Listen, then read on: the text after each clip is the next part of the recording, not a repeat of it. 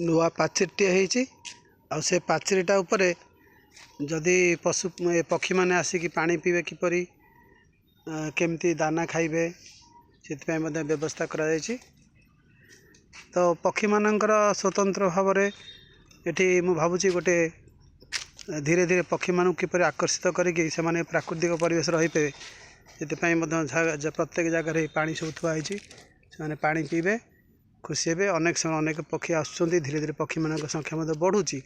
ये गोटे छोटिया बसाटे तैयारी परित्यक्त गोटे रबर को नहीं गोटे जरी प्लास्टिक को लेकिन डबा को लेकिन गोटे बसा कराई से आश्रय नहीं पारे पानी थुआई खाद्य थुआई मैंने खाइबे खुशी हे भगवान संसार रे से कथा जब आम टे बुझा हुए तो आम कथा भी भगवान बुझे ये गोटे बसा सृष्टि कराई देखूँ ये बसारे भल भाव प्राकृतिक उपाय कराई पक्षी मैंने आसिक आश्रय नहीं पारे खाद्य दिखाई अनंतर पानी थुआई ये गोटे सुंदर व्यवस्था मैं आशा करुँच मो सांगसाथी मैंने जो मैंने सब अच्छा से ढंग से किसी कार्य करते हुए तो पक्षी मैंने टे निजक अति आराम अनुभव करते खरादिने से निजक सुरक्षित भी मन करते ये भाव में भावुँ ये जो बाड़ी बगीचा गुड़िक अच्छी या कि कृत्रिम बसा तैयारी करी जो माने पक्षी माने